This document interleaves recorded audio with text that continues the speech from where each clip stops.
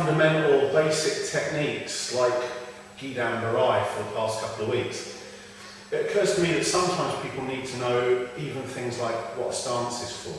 So the first thing we've got to make sure that people are aware of is that a stance is not meant to be permanent. You don't make a stance and stay there. It's the action of making a stance that helps the application, that helps the technique. So, for instance, if I was learning something like we were dealing with that big hook, weren't we? And we were going for this big smack here. It's not make a stance and smack here. It's heading towards a stance that makes the smack. Now, obviously, we're not smacking people in the back of the head dangerously because it is going to cause harm. So it becomes very difficult to show just how much power that adding the stance does until you're hitting the pads. So when we get the old kick shield out and start laying into it, then we can see just how much propelling the body as if you're going to make a stance makes the shot. Whether you actually get there or not is going to depend on whether you can punch through the target. So that sounds like a lot of talk about something very, very basic here. But let's make sure that everyone understands back stance as well.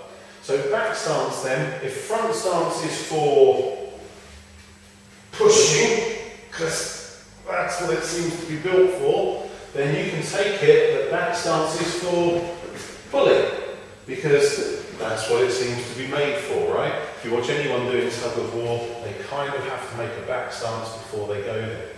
Now, why might that be useful in an application?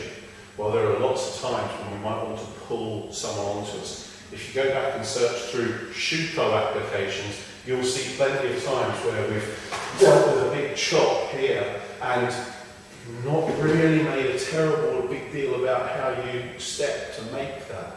And that's because the action of stepping is going to make it much faster, much harder when you actually connect. So back stance, we're going to try and be very careful about how we apply it, because everything that hits hard is going to cause damage. Okay, so back stance then, where else can we find it apart from the obvious Shuto that you can search through so many times? Well, let's take something like, looks like double uchi-uki.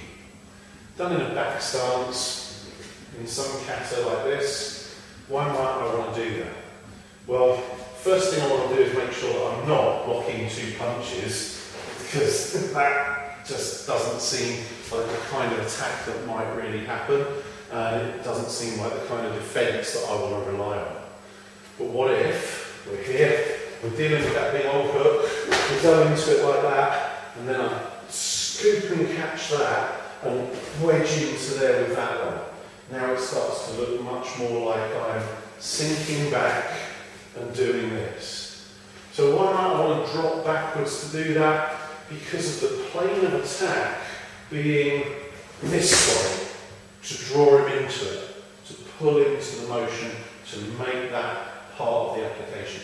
This is hooking and pulling, this is driving down, and again, the other principle there then is that it's not necessarily this that does the damage. Everyone sees that. It can actually be this plane or this plane that's in use, not just the obvious one.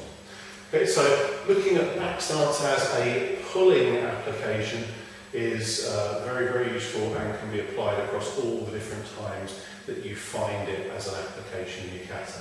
Back stance for pulling is a fairly easy code for people to use. So that's the key for this week. That's our project. Have a look, whatever you're looking at. Whenever you find a back stance in your kata, we're going to use the back stance for pulling in our research this week.